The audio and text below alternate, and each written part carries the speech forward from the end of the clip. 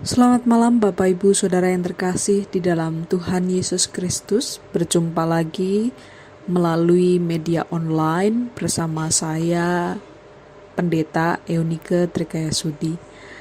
Bapak Ibu Saudara, kita akan merenungkan sabda Tuhan dan kita akan berdoa bersama. Mari kita berdoa. Ya Allah, tuntunlah kami dengan roh-Mu yang kudus dalam pembacaan dan perenungan firman-Mu malam ini. Amin. Saudara-saudaraku, saya ingin mengajak kita semua untuk merenungkan firman Tuhan dari salah satu bacaan leksionari hari ini, yaitu dari Yakobus pasal 5 ayat 1 sampai 6. Yakobus pasal 5 ayat 1 sampai 6. Saya akan bacakan untuk saudara semua.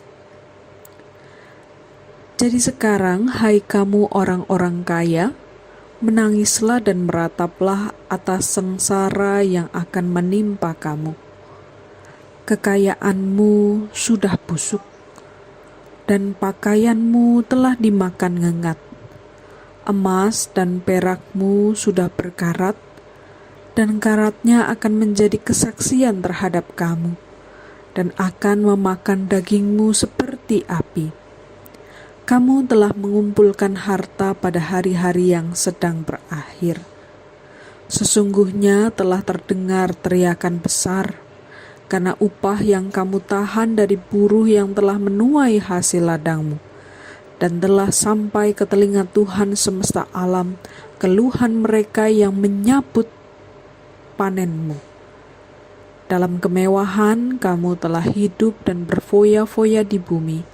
Kamu telah memuaskan hatimu sama seperti pada hari penyembelihan. Kamu telah menghukum, bahkan membunuh orang yang benar, dan ia tidak dapat melawan kamu. Saudaraku, apakah salah jika kita bercita-cita menjadi orang kaya?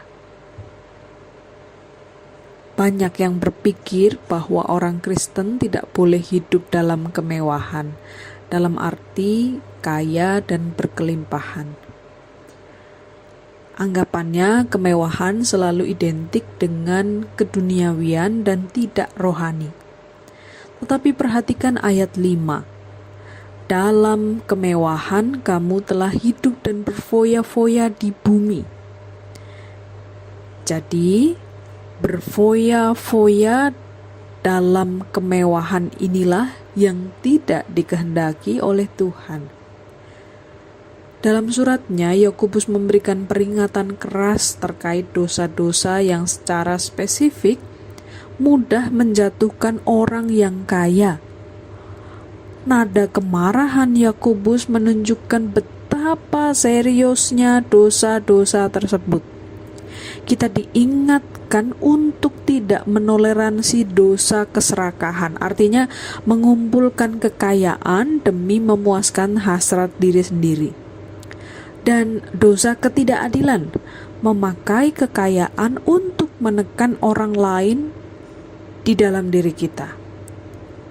Nah, kita perhatikan dalam ayat 2, 3, dan 5, Yakobus menegur mereka yang telah mengumpulkan harta pada hari-hari yang sedang berakhir, dan memperingatkan pembacanya untuk tidak hidup berfoya-foya di bumi. Dengan ilustrasi yang kuat seperti kekayaanmu sudah busuk, pakaianmu telah dimakan ngengat, Yakobus berusaha memperingatkan bahwa kekayaan tidak akan bertahan selamanya, dan kita akan dihakimi menurut cara kita hidup. Meskipun kita harus bekerja dengan rajin, tujuan kita seharusnya bukan untuk menimbun kenyamanan dan kesenangan diri sendiri. Teguran kedua Yakobus ditujukan kepada mereka yang mengambil keuntungan dari orang-orang miskin. Yakobus mengecam mereka yang menahan upah para pekerja, dan juga mereka yang membunuh sesamanya. Menurut banyak penafsir Alkitab, kata membunuh di ayat 4, 6 ini sampai 6 ini kemungkinan menunjukkan tindakan para tuan tanah kaya yang memakai pengadilan untuk merampas rumah orang-orang miskin, mereka yang tidak berdaya untuk melawan hukum. Di zaman sekarang ini, orang pun sudah mudah memanfaatkan sesamanya yang tidak mampu demi keuntungan pribadi. Ada kalanya para pekerja terlalu dituntut bekerja lebih atau dibayar terlalu rendah. Yakobus mengingatkan kita untuk berhati-hati dalam mata pencaharian kita. Pastikan kita tidak mengambil hak sesama dalam prosesnya. Nah, saudara-saudaraku, kembali kepada pertanyaan di awal. Bolehkah kita bercita-cita menjadi kaya? Jawabannya boleh. Boleh menjadi kaya. Namun mari bekerja dengan cara yang benar. Carilah harta dengan tidak merampas hak-hak orang lain.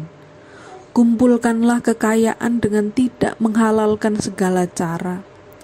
Dan mari berpikir bahwa harta yang kita miliki bukan untuk dinikmati sendiri, sehingga kita pun tidak akan merasa berat ketika harus berbagi dengan orang lain.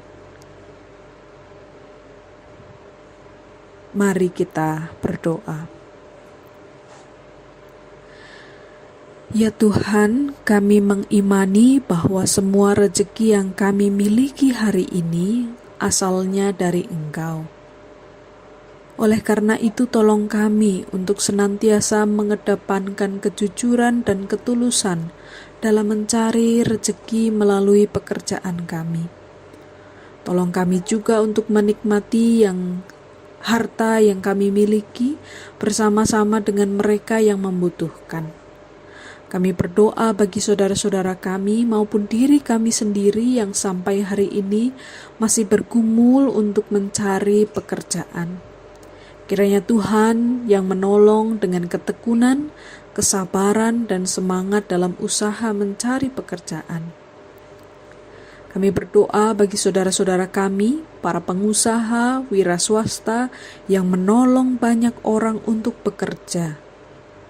Kiranya Tuhan terus menolong mereka untuk bijaksana, berlaku adil terhadap anak buah mereka, dan usaha mereka menjadi berhasil agar nama Tuhan saja yang dipermuliakan.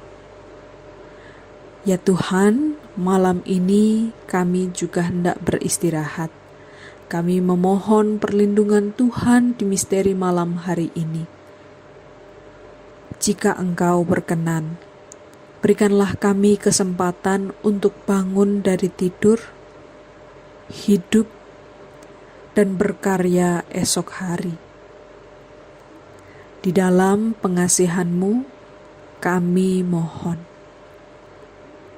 Amin. Saudara-saudaraku yang terkasih dalam Tuhan Yesus Kristus, demikianlah bersatu hati dalam doa, edisi Selasa 31 Januari 2023. Sampai jumpa dalam bersatu hati dalam doa di edisi selanjutnya. Selamat malam, Tuhan Yesus memberkati.